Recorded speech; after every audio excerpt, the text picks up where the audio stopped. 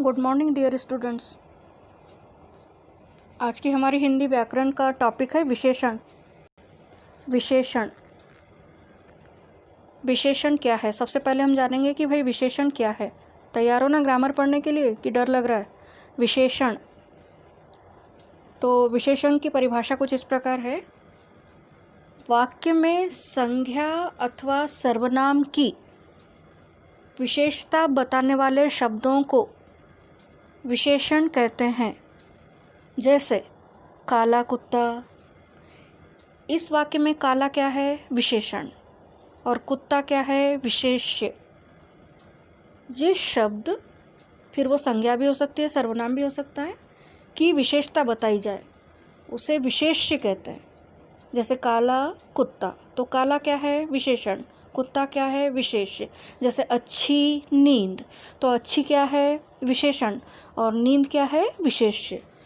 तो संज्ञा और सर्वनाम की विशेषता जहाँ बताई जाती है ना, उसे हम विशेष्य कहते हैं।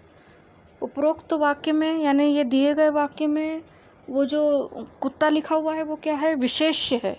काला क्या है? विशेषण है। तो ये थी विशेषण की परिभाषा। फिर आगे चलते हैं कि भाई विशेषण के प्रकार कितने हैं। तो विशेषण के 4 प्रकार होते हैं। 1, 2, 3, 4। गुणवाचक विशेषण, संख्यावाचक विशेषण, परिमाणवाचक विशेषण यानी कि परिमाण बोधक विशेषण, और सार्वनामिक विशेषण। विशेषण के 4 प्रकार बताए गए। फिर से देखिए, गुणवाचक विशेषण, संख्यावाचक विशेषण, परिमाणवाचक विशेषण यानी कि परिमाण बोधक विशेषण, और सार्वनामिक विशेषण। सबसे पहले गुणवाचक विशेषण क्या है? गुणवाचक विशेषण क्या है ये हम जानेंगे। तो जिस शब्द से संज्ञा और सर्वनाम के गुण, रूप, रंग आदि का बोध होता है। बोध समझते हो? बोध यानी ज्ञान, मतलब जानकारी मिलती है, उसे गुणवाचक विशेषण कहते हैं। जैसे कि चित्र में दिखाया जा रहा है तो वो ज़्यादा अच्छे से समझ में आ रहा होगा। स्लाइड में देखिए, जैसे बगीचे में सुंदर फूल है, देखो सुंदर रंग बिरंगी बगीचा दिखाई दे रहा है, उस लड़के का रंग काला है, तो गुणवाचक विशेषण क्या हुआ? सुंदर फूल, काला रंग आदि। दूसरा है संख्यावाचक विशेषण। संख्यावाचक विशेषण यानी क्या? तो जिस विशेषण से संज्ञा और सर्वनाम की संख्या के बारे में बोध हो उसे संख्यावाचक विशेषण कहते हैं। जैसे कक्षा में 40 बच्चे उपस्थित थे, 40 मीन्स 40।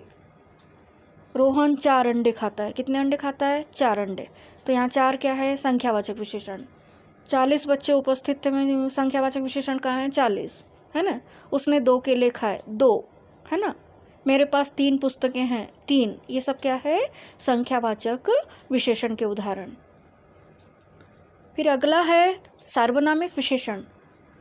जब कोई सर्वनाम शब्द संज्ञा शब्द से पहले आ जाए तथा वह विशेषण शब्द की तरह संज्ञा की विशेषता बता दे। फिर से सुनिए, जब कोई सर्वनाम शब्द संज्ञा शब्द से पहले आ जाए और विशेषण शब्द की तरह संज्ञा की विशेषता बताए, उसे सार्वनामिक विशेषण कहते हैं। मतलब है तो सर्वनाम लेकिन विशेषण के लिए प्रयोग में लाया जा रहा है। जैसे वह आदमी व्यवहार कुशल है, यानी कि वह आदमी व्यवहार से कुशल है। कौन आया है? अब वह आदमी व्यवहार से कुशल है में सार्वनामिक विशेषण कहाँ है टीचर? तो वह। कौन आया है? कौन, है ना। यह मेरा भाई है, यानी लिखा हुआ है, एक्स्ट्रा बता रही हूँ। इसमें सार्वनामिक विशेषण क्या हुआ? यह। तो यह है सार्वनामिक विशेषण। अगला है परिमाण बोधक यानी कि परिमाणवाचक विशेषण। जिस विशेषण से किसी वस्तु की नाप तौल का पता चलता है, का बोध होता है। नाप तौल यानी मापना, तौलना कि कितना है, उसे परिमाणवाचक विशेषण कहते हैं। जैसे मुझे 2 मीटर कपड़ा दो, उसने 2 किलो सेब खरीदा, है ना। उसने 4 क्विंटल गेहूँ लिए, है ना।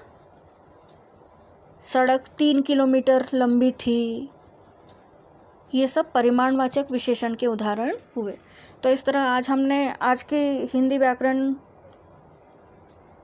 क्लास में विशेषण को लेकर काफ़ी जानकारियाँ प्राप्त की।